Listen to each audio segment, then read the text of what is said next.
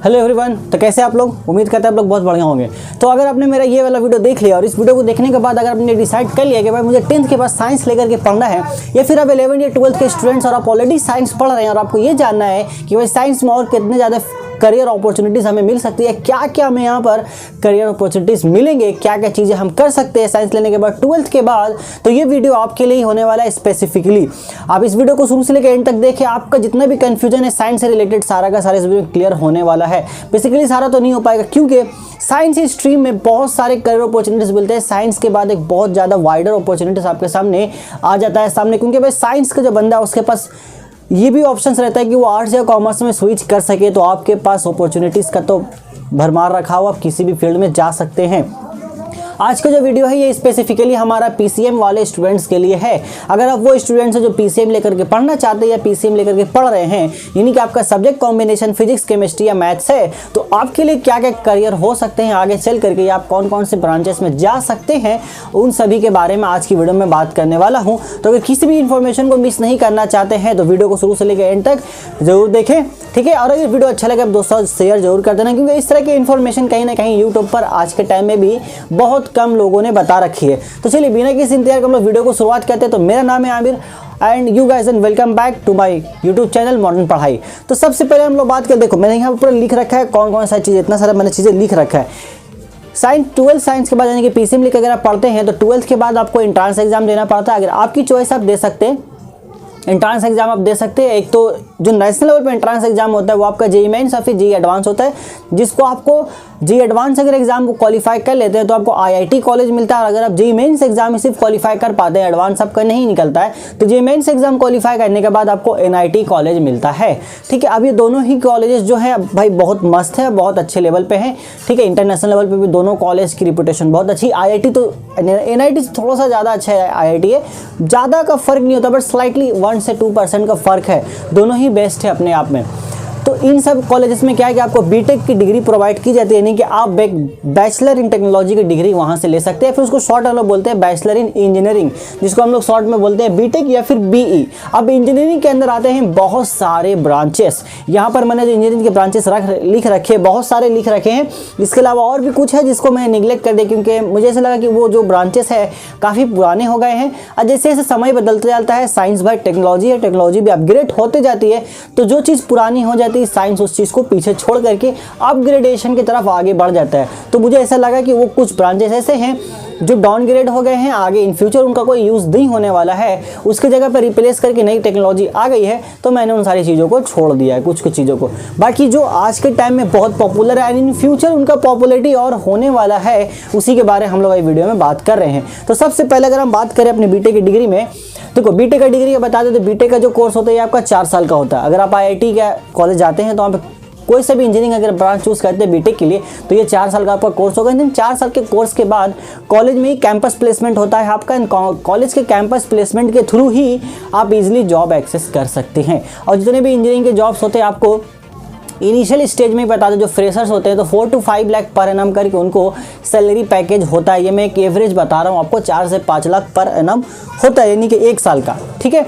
और इसके अलावा डिपेंड करता है कि आपने किस ब्रांच में इंजीनियरिंग कर रखी है। अगर बहुत ज़्यादा हाईली डिमांड है एंड देन आपका उसमें स्किल भी बहुत अच्छा है, तो इसके अकॉर्डिंग आपका जो सैलरी पैकेज है वो बढ़ भी सकता है। ये ऊपर टोटली आप पर डिपेंड करता है, बट अगर एक एवरेज अमाउंट की हम बात करें तो 4 से 5 लाख अभी के टाइम पर है। हो सकता है आने वाले 2 सालों के बाद थोड़ा सा बढ़ जाए, क्योंकि महंगाई भी बढ़ रही है। अब बात करते हैं सबसे पहले हमारे पास है एरोनॉटिकल इंजीनियरिंग। अब हो सकता है बहुत सारे स्टूडेंट्स इसके बारे में ये नाम ही पहला बार सुन रहे हो कि भाई एरोनॉटिकल इंजीनियरिंग क्या है। तो बता दें आपको, एरोनॉटिकल इंजीनियरिंग ये आपका डील करता है पूरा का पूरा एयरक्राफ्ट से।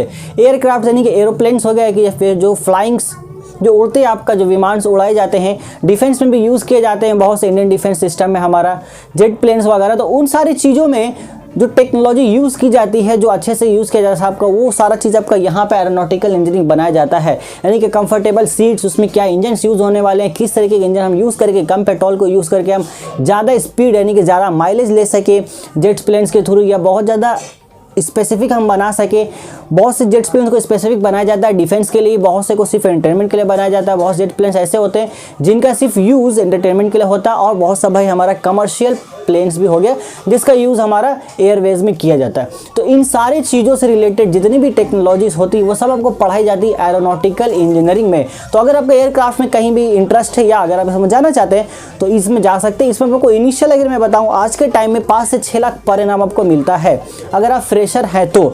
देन आपका एक्सपीरियंस जैसे जैसे बढ़ता है तो जिसका एक्सपीरियंस 3 से 4 साल हो जाता है उनका सैलरी डायरेक्टली 15 से 20 लाख चला जाता है पर एनम। ये इसका आपका इसमें मिलेगा। ये आज का इस प्रेजेंट में बता रहा हूँ आपको, इन फ्यूचर ये बढ़ भी सकता है, ठीक है, क्योंकि जैसे डिमांड बढ़ता है तो वहाँ पर आपको सैलरी भी बढ़ा दी जाती है। काफ़ी इंटरेस्टिंग फील्ड है, आप जा सकते हैं इसमें।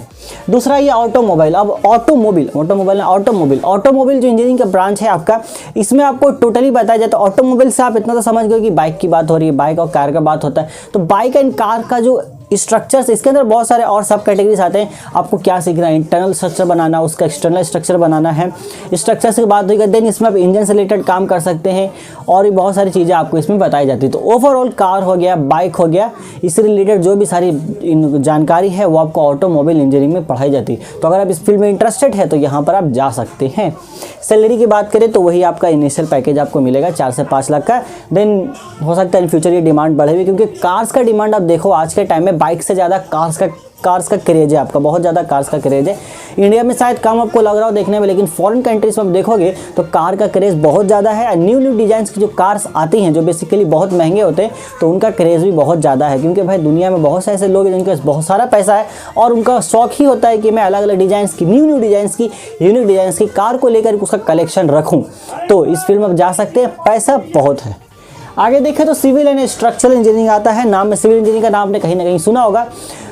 सिविल इंजीनियरिंग का बेसिकली काम होता है रोड को डिजाइन करना, ब्रिजेस डिजाइन करना, बिल्डिंग डिजाइन करना। सिविल इंजीनियरिंग का मेन काम आपका डिजाइनिंग से रिलेटेड ही होता है। इसका काम कुछ बनाना नहीं है, स्ट्रक्चर्स को देखना है, उसको पास करना। आप कहीं भी भाई मॉल बनने वाला है तो वो मॉल जिस जगह पे बन रहा है वो क्या वो जगह सूटेबल है उस मॉल के लिए, वो सारे क्राइटेरिया उसको एक सिविल इंजीनियर ही देख करके पास करता है। जब तक वो बंदा ना क्लेरिफाई कर दे कि हाँ इस जगह पर अगर मॉल बन रहा है तो इस जगह पर ये मॉल बनाने लायक है, ये जगह इस मॉल को संभाल लेगा, इतने लोग अगर आते हैं तो ये सारा लोड ये ज़मीन संभाल सकता है, उसके बाद ही जाकर के वहाँ पे मॉल का कंस्ट्रक्शन होगा।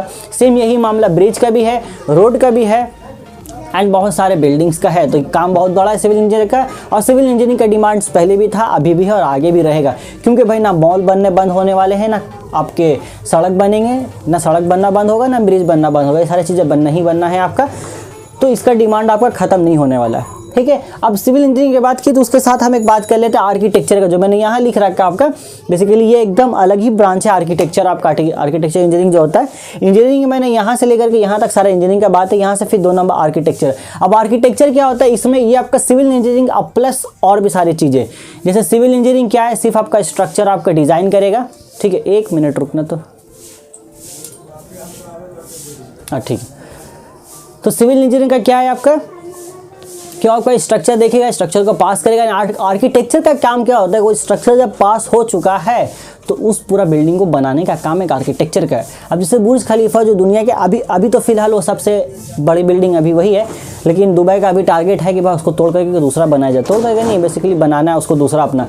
तो सिविल इंजीनियरिंग क्या करेगा, पहले जगह को देखेगा, हाँ इस जगह पे इस बिल्डिंग को हम बना सकते हैं। देन आर्किटेक्चर का काम है, वो डिज़ाइन पास हो गया है तो अब उसको हम बना डालें। लेकिन आर्किटेक्चर बहुत सारे ऐसे भी होते हैं जो सिविल इंजीनियरिंग का काम भी कर लेते हैं, यानी कि वो ऐसा पढ़ाई भी करके आता है कि भाई वो नक्शा भी देख लेते हैं, पास भी कर देते हैं डिज़ाइन को, देन सारा चीज़ वो काम कर लेते हैं और उसके बाद बिल्डिंग बना भी देते हैं। तो आर्किटेक्चर सिविल इंजीनियरिंग से थोड़ा सा एडवांस होता है, ठीक है। अब हम लोग आगे बढ़ते हैं अपना। देखो वीडियो हो सकता है थोड़ा सा लंबा बने, क्योंकि इन्फॉर्मेशन मुझे आपको सारा इन डिटेल देना है, तो आराम से देखिए वीडियो, कोई टेंशन नहीं। क्योंकि अगर अभी आप 15 से 20 मिनट लगा देते हैं तो इन फ्यूचर आपको काफ़ी हेल्प होगा इस वीडियो से, इतना मैं गारंटी दे सकता हूँ। क्योंकि इस वीडियो को बनाने के लिए मैंने अपने पूरा 3 दिन निकाला है इन्फॉर्मेशन इकट्ठा करने के लिए। आगे बात करते हैं इलेक्ट्रॉनिक्स के बारे में। इलेक्ट्रॉनिक्स जो इंजीनियरिंग है, इलेक्ट्रॉनिक्स का डिपार्टमेंट है। आपने सेमीकंडक्टर का नाम तो सुना ही होगा, नहीं भी सुना तो आपको हम बता देते हैं कि आप जो मोबाइल यूज़ कर रहे हैं, तो स्क्रीन टच जो मोबाइल है, ये स्क्रीन टच मोबाइल की पॉसिबिलिटी तभी हो पाई जब सेमीकंडक्टर का आविष्कार हुआ था। सेमीकंडक्टर की वजह कर ही आप स्क्रीन टच मोबाइल का आनंद ले पा रहे हैं आज के टाइम पे। इसमें बेसिकली डील क्या आया था, चिपसेट्स वगैरह से। आप जो मोबाइल खरीदते तो मोबाइल में आपने सुना होगा कि भाई स्नैपड्रैगन का ये प्रोसेसर है, मीडियाटेक का ये प्रोसेसर है। तो जो प्रोसेसर्स होते हैं इनको हम लोग चिपसेट्स भी बोलते हैं। तो ये सारा जो डिज़ाइनिंग का काम है आपका सारा का सारा इलेक्ट्रॉनिक इंजीनियरिंग में होता है। अब आप इस सुनकर ही समझ में आ रहा होगा कि कितना बड़ा ब्रांच है और इन फ्यूचर इसका बिजनेस कितना बड़ा हो सकता है। आज के टाइम में भी बहुत है और फ्यूचर में भी बहुत ज़्यादा होगा, क्योंकि लोग मोबाइल यूज़ करना छोड़ नहीं सकते, ना कंप्यूटर यूज़ करना छोड़ेंगे, ना एप्लीकेशन यूज़ करना छोड़ सकते हैं। इनफैक्ट इलेक्ट्रॉनिक का यूज़ सीसीटीवी वगैरह में भी होता है। सीसीटीवी कैमरा आज के दौर में बहुत डिमांड में। सीसीटीवी का इंस्टॉलेशन हो गया, उसके अंदर जो बहुत सारे इंटरनल स्ट्रक्चर जो काम होते हैं वो सारा चीज़ आपको इलेक्ट्रॉनिक इंजीनियरिंग में सिखाया जाता है। तो है बहुत बड़ा फील्ड है, आप इसमें जा सकते हैं अगर आपको इंटरेस्ट होता है तो। या तो आप इंटरेस्ट के थ्रू जा सकते हैं या भाई इसका फ्यूचर देख के जा सकते हैं कि भाई इसका फ्यूचर बहुत ज़्यादा आगे चल के बहुत बड़ा है। और फ्यूचर है तो आपको पैसा तो बेशुमार मिलेगा, पैसा आप आराम से कमा सकते हैं। आप किसी भी फील्ड में जाए पैसा बहुत आराम से कमा सकते हैं। बस आपको एक चीज़ होना चाहिए कि आपको उसके अंदर काम ईमानदारी के साथ करना है। आगे बढ़ते हैं इंडस्ट्रियल की अगर हम बात करें तो इंडस्ट्रियल जो है ये पूरा तरीके से डील करता है टेक्नोलॉजी को और ज़्यादा। अब देखो इंडस्ट्री है तो इंडस्ट्री में सभी चीज़ आ जाता है हमारा। अब इंडस्ट्री में प्रोडक्ट सबसे पहले आ जाता है, तो इंडस्ट्रियल इंजीनियर जो होता है वो बेसिकली कहता है कि एक प्रोडक्ट है उसको मार्केट में अगर बेचना है तो वो देख के उसको रिव्यू करेगा कि इस प्रोडक्ट को बेचने के लिए हमें क्या करना चाहिए, किस तरीके से हम ज़्यादा से ज़्यादा ऑडियंस तक रीच कर सकते हैं इस प्रोडक्ट को लेकर के, या फिर ये जो प्रोडक्ट है ये किस तरह के ऑडियंस को टारगेट करना चाहिए। और इसके अंदर थोड़ा सा सब कैटेगरी भी आता है, एडवर्टाइज़र वगैरह का भी जो ऐड कैटेगरीज बनाते हैं, देखते इतने विचित्र विचित्र किस्म के ऐड जो आपको देखने को मिलते हैं वो कहीं ना कहीं इसके अंदर सब कैटेगरी में आ जाते हैं, जो बताते हैं भाई इस तरीके का ऐड हमें डिज़ाइन करना चाहिए। ठीक है, साइंस सब जगह, इंजीनियर सब जगह मिलेंगे आपको। इन्फॉर्मेशन टेक्नोलॉजी की बात करें जिसको हम लोग शॉर्ट में बोलते हैं आईटी डिपार्टमेंट। तो इन्फॉर्मेशन टेक्नोलॉजी क्या हो गया कि अब मान लो कोई एप्पल कंपनी, एप्पल सबसे बड़ी कंपनी है अभी फिलहाल के लिए, बहुत बड़ी कंपनी है। तो एप्पल कंपनी है वो इतने सारे मोबाइल्स बना रही है, इतने सारे लैपटॉप्स बना रही है, आईपैड बना रही है, बहुत सारी चीज़ें वो बना रही हैं और उनके कंपनी में इतने सारे एम्प्लॉयज़ भी काम कर रहे हैं। तो कितने एम्प्लॉयज़ उन कंपनी में काम कर रहे हैं, कब से काम कर रहे हैं, क्या काम कर रहे हैं, ठीक है, उनके क्या सैलरी देना है उनको देने, इसके अलावा कौन से जो एप्लीकेशन भी बनाते हैं वो, उनका अपना खुद का प्ले स्टोर एप्लीकेशन देने, वो कौन से आपका प्रोडक्ट लॉन्च कर रहे हैं, कब लॉन्च कर रहे हैं, ये सारा जो डाटा है इन सारे डाटा को एक जगह कलेक्ट करके रखना, वो भी एक ऑर्गेनाइज्ड वे में, ये काम होता है इन्फॉर्मेशन टेक्नोलॉजी का। तो इन्फॉर्मेशन टेक्नोलॉजी का काम बहुत जरूरी है, क्योंकि अगर कोई कंपनी है तो उस कंपनी में डाटा को स्टोर करके रखना भी बहुत ज़रूरी है। और वो डाटा जो स्टोर करके रखने का जो काम है वो सारा इसके अंदर आता है आपका इन्फॉर्मेशन टेक्नोलॉजी का। अब एप्पल बहुत बड़ी कंपनी है, उसका डाटा बहुत ज़्यादा, उसको अगर संभाल के रखने के लिए एक अलग से ही पूरा का पूरा कंपनी चाहिए जो उसको संभाल करके रखे। ठीक है, देखो अभी तो ओवरव्यू सबको बता रहा हूँ, इसके अलावा सब के ऊपर एक पर्टिकुलर वीडियो आएगा, इन डिटेल सब के बारे में बात करेंगे। क्या इसमें और ज़्यादा इन डिटेल हम बात करेंगे, आपका सैलरी पैकेज के बारे में बात करेंगे, कौन से कॉलेजेस के थ्रू आप ये कर सकते हैं, या अगर आप जेईई मेन से एडवांस का एग्जाम नहीं होता है तो उसके अलावा और क्या क्या वेज हैं कि इसके थ्रू आप इन सारे इंजीनियरिंग को कर सकते हैं। बात सबके बारे में भी आपका भाई आपको सब बताएगा। बस उसके लिए आपको एक काम करना है, चैनल को सब्सक्राइब कर, नीचे लाल कलर का बटन है उसको दबा करके फोड़ दो, बगल में घंटा उसको घर लेके जाओ, घर लेके जाओगे टन टन करेगा जब भी वीडियो आएगा। तो इसके बाद हम बात करते हैं इंस्ट्रूमेंटेशन के बारे में। अब इंस्ट्रूमेंटेशन तो समझ में आ रहा है, इंस्ट्रूमेंट की बात हो रही है, जो माइक यूज़ होता है, सिंगर्स जो हाईली टेक्नोलॉजी आपका माइक यूज़ करते हैं आपका, वो सारा चीज़ इसी में आता है, स्पीकर्स वगैरह बनाना, तो वो सारा चीज़ इंस्ट्रूमेंटेशन में आता है आपका। बेसिकली ये पूरा डिपार्टमेंट उसी से डील करता है आपका, स्पीकर्स वगैरह से रिलेटेड। तो ये भी बहुत वर्सेटाइल आपका ब्रांच है। आगे बात करते हैं केमिकल इंजीनियरिंग। अब केमिकल इंजीनियर भाई यहाँ सिर्फ केमिकल्स की बातें होनी है आपकी, केमिकल इंजीनियर्स भी बहुत अच्छा ब्रांच है, इसके बारे में हम लोग पूरा एक सेपरेट वीडियो में ही बात करेंगे। आपका इतना बता दें, अगर आपको केमिस्ट्री में बहुत ज़्यादा इंटरेस्ट है, अगर आप 11th-12th में तो आपको समझ में आ गया होगा कि आपको केमिस्ट्री में इंटरेस्ट है कि नहीं, और अगर 10th में तो पढ़ोगे तो आपको समझ में आ जाएगा कि केमिस्ट्री में आपको कितना इंटरेस्ट आ रहा है, तो आप केमिकल इंजीनियरिंग की तरफ जा सकते हैं। इसका स्कोप इन फ्यूचर बहुत ज़्यादा है, मतलब बहुत ज़्यादा है, ठीक है, सैलरी भी इसमें बहुत है आपकी। आगे बात करते हैं मैरीन इंजीनियरिंग के बारे में। जो मैरीन इंजीनियरिंग है आपका, तो मैरीन वाटर नाम समझ में आया है आपको, इसमें सब मरीन जो हम लोग यूज़ होता है, जो बोट चलते हैं, शिप्स चलते हैं बड़े बड़े, तो उन सभी का स्ट्रक्चर्स देन उनको पूरा किस तरीके से लेके जाना है, उसके अंदर का इंटरनल स्ट्रक्चर्स, क्या इंजन्स यूज़ होने हैं, कितना पावर के इंजन्स यूज़ होना है, ये सारा काम एक मैरीन इंजीनियर का है। देन बहुत सारे केस है मैरीन इंजीनियर उस पूरा का पूरा शिप को डायरेक्ट भी करता है आपका, ये सारी बातें। तो ये भी आपका जो इंजीनियरिंग के सारे ब्रांचेस जो मैंने यहाँ लिख रखे सारे बहुत पॉपुलर हैं और इन फ्यूचर इनका पॉपुलैरिटी और बढ़ेगा। बायोटेक्नोलॉजी में मेरे according biotechnology is the future. Biotechnology मेरे अकॉर्डिंग एक फ्यूचर है। बायोटेक्नोलॉजी को हम लोग शॉर्ट में बायोकेमिस्ट्री बोल देते हैं, बहुत से कंट्री में इसको बायोफिजिक्स भी बोला जाता है, ठीक है। ऐसे बायोटेक्नोलॉजी का दूसरा नाम बायोकेमिस्ट्री भी है। बायो प्लस केमिस्ट्री, ये दोनों मिला करके जो ब्रांच बना है यही है आपका बायोटेक्नोलॉजी। ये अब इसमें होता है क्या, इसमें क्या किया जाता है कि जो लिविंग ऑर्गेनिजम्स है उनको लेकर के उस पर ऑब्जर्वेशंस करके नया नया तरह का प्रोडक्ट हमारा डिज़ाइन किया जा रहा है। जैसे आपने कभी न कभी किसी फैक्ट वीडियो में सुना होगा कि भाई नए आर्टिफिशियल मीट तैयार किया गया है। ऐसे जो मीट होता है हमारा, तो किसी जो एनिमल है उसको उसके थ्रू हमें मीट मिलता है वहाँ से, लेकिन यहाँ पर लैब में आर्टिफिशियल मीट भी तैयार किया गया है। तो ये सारी चीज़ें जो होती है ये हमारा आपका बायोटेक्नोलॉजी के फील्ड में होती है। इसके अलावा आप देखोगे जो पोल्ट्री फार्म मुर्गी होती हैं आपकी, तो इनका जो ग्रोथ है बहुत तेज़ी से कराया जाता है। ये सारी चीज़ें हमारे यहीं पर बायोटेक्नोलॉजी में होता है, आपका यूज़ किया जाता है। ठीक है, ये सारी बातें बहुत सारे बड़े बड़े फैक्ट्री में क्या है कि गाय को रखा जाता है, गाय से दूध बेसिकली लिया जाता है, तो वो जो दूध वो निकाल रहे हैं उसमें भी कहीं ना कहीं पूरा साइंटिफिक टेक्नोलॉजी का यूज़ होता है। तो ये सब बायोटेक्नोलॉजी में ही आता है। इसके अलावा भी वर्क चल रहा है इस पर कि जो पिग है उनका जो सेल है, अगर मान लो कोई इंसान का कैंसर की वजह कर कोई ऑर्गन काम करना बंद कर देता है या उसमें जो सेल्स है वो मरना शुरू हो जाते हैं, डेड हो जाते हैं, तो जो पिग है उनका सेल्स को हम ट्रांसप्लांट अगर कर पाते हैं किसी तरीके से इंसान के बॉडी में, तो वो जिंदा बच जाएगा।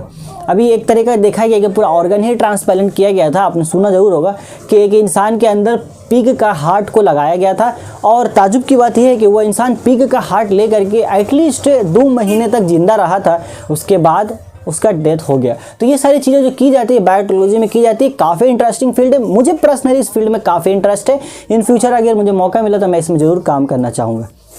ठीक है, आगे देखते हैं। टेक्सटाइल इंडस्ट्री का हम बात करते हैं। सैलरी भाई यहाँ बहुत हाई है, ठीक है, बहुत ज़्यादा है, बहुत मस्त है। ये अभी तो स्टार्ट ही हुआ है, बहुत ज़्यादा लोगों को इसके बारे में पता भी नहीं है, और इन फ्यूचर इसका क्रेज़ बहुत ज़्यादा बढ़ेगा। ठीक है, टेक्सटाइल इंडस्ट्रीज कपड़े से रिलेटेड बात होता है।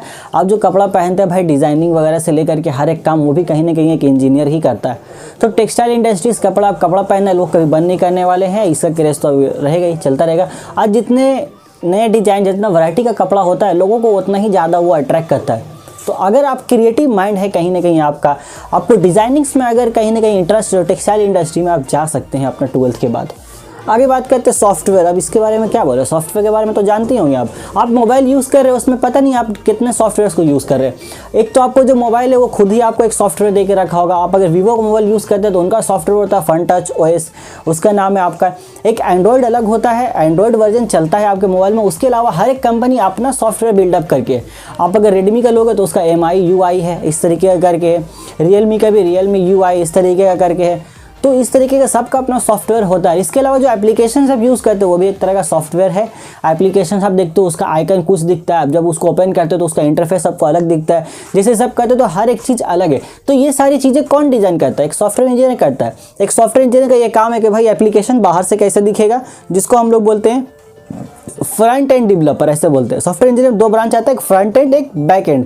तो बाहर का जो आउटलुक है सारा फ्रंट एंड है, देन एप्लीकेशन अंदर से कैसा काम करेगा। जैसे PUBG मोबाइल का ही एग्जांपल ले लो, बाहर से उसका पूरा इंटरफेस आपको दिखा है, खुलने के बाद जैसे दिखते हैं, अंदर से जब आप खेलते हो गेम को उस वक्त सारे जो कंट्रोल्स है वो बैक एंड डेवलपर का काम होता है। तो सॉफ्टवेयर इंजीनियर आप दोनों ही सीख सकते हैं, फ्रंट एंड और बैक एंड। इस पर सेपरेट वीडियो भी आ जाएगा आपके लिए, बहुत पॉपुलर है एंड इन फ्यूचर इसका पॉपुलरिटी और होगा। आगे हम बात करते हैं जेनेटिक। अब जेनेटिक जो इंजीनियरिंग है ये अभी बहुत कम लोग जानते हैं, और आगे आने वाले टाइम में इसका क्रेज बढ़। जेनेटिक में क्या है, देखो बेसिकली अभी हो क्या रहा है वर्ल्ड में, ह्यूमन का जीन यूज़ करके उसको एनिमल के जीन से कंबाइन किया जा रहा है, देन एक नया तरह का स्पेसीज क्रिएट करने का कोशिश किया जा रहा है। क्रिस 3 अगर आपने मूवी देखा होगा तो उसमें जो काल होता है, जो विलन, वो बेसिकली यही एक्सपेरिमेंट करता है। वो अपना जीन को मैच करता है एनिमल के जीन से, कहीं उसका जीन मैच कर जाए किसी भी तरीके से, अप्रोक्स 100% नहीं भी तो 90-95% की, ताकि वो उसका बोन मैरो लेकर के अपने में ट्रांसप्लांट कर ले। तो यही सारी चीज़ें होती है हमारा जेनेटिक इंजीनियरिंग में, बहुत वर्सटाइल, बहुत बड़ा ब्रांच है। आगे बात करते हैं एग्रीकल्चर। एग्रीकल्चर तो बहुत इंपॉर्टेंट है, किसी भी कंट्री का एग्रीकल्चर इंपॉर्टेंट है, हर एक इंडिविजुअल पर्सन के लिए भी एग्रीकल्चर बहुत ज़्यादा इंपॉर्टेंट है। क्योंकि एग्रीकल्चर नहीं होगा तो भाई खाना बनेगा कैसे वहाँ से आपका। हम एग्रीकल्चर करेंगे नहीं, खेती नहीं होगी तो हमें ना गेहूँ मिलने वाला, ना धान मिलने, दाल मिलेगा, कुछ नहीं मिलेगा। तो एग्रीकल्चर बहुत ज़्यादा जरूरी है। और एग्रीकल्चर में आपको सिखाया हुआ जाता है कि किस तरीके से आप साइंस की टेक्नोलॉजी को यूज़ करके एग्रीकल्चर कल्टीवेशन कर सकते हैं, और क्या क्या पेस्टिसाइड्स है, यूरिया वगैरह यूज़ होना चाहिए। ठीक है, हम लोग बात करेंगे सेपरेटली इसके बारे में। प्रिंट एंड मीडिया की अगर हम बात करें तो न्यूज़पेपर्स आप पढ़ते हैं। अब मीडिया का हम बात करें तो भाई मीडिया वो मीडिया भी है जो आप देखते हैं, न्यूज़ चैनल्स वगैरह, वो भी मीडिया है आपका एक तरह का। जो रेडियो आप सुनते हैं वो भी एक तरह का मीडिया है। तो इन सारी चीज़ों को वेल ऑर्गेनाइज्ड वे में रखने का काम एक इंजीनियर का, उसके लिए भी इंजीनियर का ज़रूरत पड़ता है, क्योंकि कहीं ना कहीं जो मीडिया है वो पूरा जो आपका टेलीकास्ट कराया जा रहा है उसके लिए आपको सैटेलाइट की ज़रूरत पड़ती है और उसके लिए आपको एक इंजीनियर की ज़रूरत पड़ेगी। तो ये भी बहुत बढ़िया फील्ड है। आगे बात करते हैं रोबोटिक्स। तो रोबोटिक्स मेरे अकॉर्डिंग फ्यूचर है वर्ल्ड का। आपका robotics is the future of world. मेरे अकॉर्डिंग तो मुझे ऐसा लगता है इन फ्यूचर रोबोट्स ही ज़्यादातर जगह पर काम करेंगे। एक रिपोर्ट के अकॉर्डिंग पिछले 3-4 महीने पहले ही मैंने पढ़ा था कि अमेरिका में एक जगह ऐसा किया गया है कि अमेरिका के कंट्री में क्या किया प्रेसिडेंट ने, एक मॉल में 50 एम्प्लॉयज़ को हटा दिया गया। जो स्टाफ देखते हैं बेसिकली जो सेल्समैन होते हैं मॉल में, उनको हटा करके वहाँ पर रोबोट सेल्समैन लगा दिए गए हैं। मतलब अब इंसान वहाँ पे सेल्समैन का काम नहीं कर रहे, रोबोट सेल्समैन का काम कर रहे हैं। तो रोबोटिक्स एक बहुत बड़ा फील्ड है और ये फ्यूचर है वर्ल्ड का। तो अगर आप रोबोटिक्स में इंटरेस्ट रखते हैं तो आप जा सकते हैं, और अगर आप बहुत ज़्यादा पैसा कमाना चाहते हो तो इसमें आप जा सकते हैं। पैसा बेशुमार है इसमें, बहुत ज़्यादा है। आगे हम बात करते हैं इंटरनेट ऑफ थिंग्स की। इंटरनेट ऑफ थिंग्स यहाँ पे रिलेटेड, वही कहने का मतलब है सैटेलाइट से रिलेटेड आपको कि इंटरनेट वर्क कैसे करता है, किस तरीके से इंटरनेट लोगों तक पहुंचाया जाता है। क्योंकि हम तो रिचार्ज करा देते हैं, हम इंटरनेट मिल जाता है, हम यूज़ करते हैं, बट एक्चुअली ये इंटरनेट कहाँ से आता है, कैसे आता है, हम तक कैसे पहुंचता है। एक बात आपको बता दें कि इंटरनेट जो है वो फ्री है। आपसे जो कंपनी चार्जेस लेती है वो इंटरनेट को वहाँ से यहाँ तक पहुँचाने का लेती है। मतलब इंटरनेट कहीं पर भी है तो वहाँ से आप तक वो सर्व करने का जो चार्ज लेती है वो इतना ले लेती है भाई, पर मंथ 300 है ना, अभी 300 हो गया हर कंपनी का। तो बस वो वहाँ से यहाँ तक आपको चार्ज लेती है बस सर्व करने का। इंटरनेट पूरा वर्ल्ड में फ्री है। इंटरनेट क्रिएट करने में किसी भी तरह का पैसा नहीं लगता है। हाँ, ताज्जुब की बात, यही बात है। तो ये सारी चीज़ें आपको सिखाई जाती हैं इस ब्रांच में। आगे हम बात करते हैं डायरी टेक्नोलॉजी के बारे में। इसके बारे में सेपरेट बात करेंगे, यहाँ पे बात करना थोड़ा मज़ेदार, मज़ा खराब हो जाएगा। रहने दो। आर्किटेक्चर की बात हमने कर ली। कंप्यूटर एप्लीकेशंस वही आता है आपका, सॉफ्टवेयर इंजीनियरिंग का थोड़ा सा बड़ा भाई है वो।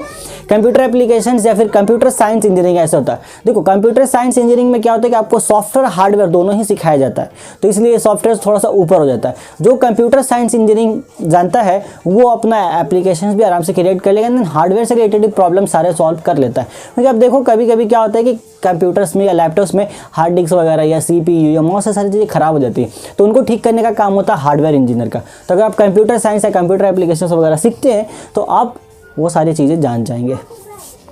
अब यहाँ से हमारा सब अलग कैटेगरी देखो, यहाँ तक हमारा इंजीनियरिंग का ब्रांच खत्म हो गया। इतना सारा तो सिर्फ इंजीनियरिंग में था। इसके अलावा मर्चेंट नेवी में जा सकते हैं आप, ठीक है, मर्चेंट नेवी में जा सकते हैं। अगर आपने ये पिक्चर देखा होगा, कौन सा पिक्चर था, रुस्तम, अक्षय कुमार का, तो उससे वो जो थे मर्चेंट नेवी ही थे। वहाँ सब समझ सकते हैं मर्चेंट नेवी क्या होता है।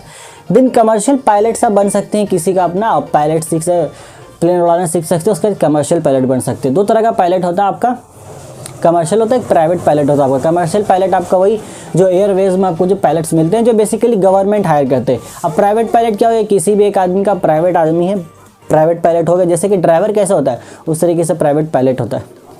आगे देखते हैं BSc इन एविएशन साइंस। इसके बारे में हम लोग सेपरेट बात करेंगे, बहुत बड़ा ही ब्रांच है आपका।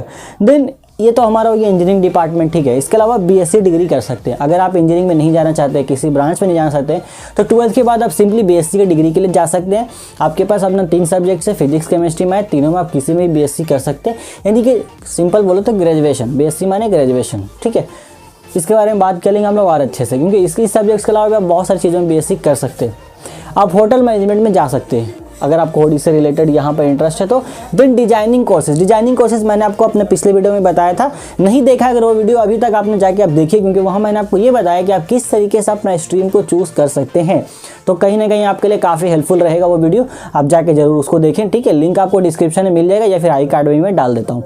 डिजाइनिंग कोर्सेज में वही होता है, जैसे एग्जाम्पल देता है आपको, जो पिक्चर्स वगैरह बनते हैं तो पिक्चर्स का जो पोस्टर रिलीज़ किया जाता है, वो पोस्टर्स बनाने का काम भी एक इंजीनियर का ही होता है। जो पोस्टर्स वो बनाते हैं वो कहीं ना कहीं उन्हीं का ही काम होता है। या भाई हो सकता है जो पोस्टर्स बना रहे हैं उनके पास इंजीनियरिंग की डिग्री ना हो, बट उनका स्किल ऐसा हो कि वो पोस्टर डिज़ाइन कर सकता है। ऐसा भी कोई जरूरी नहीं है कि डिज़ाइनिंग जो कोर्स जो आपका डिज़ाइन कर रहा है इंजीनियर ही हो, क्योंकि स्किल्स की बात है। हो सकता है उसके पास स्किल हो, उसके बाद डिग्री ना हो, बट वो स्किल उसके पास ज़रूर हो जो स्किल सिखाया जाता है इन कोर्सेज में, ऐसा पॉसिबल है।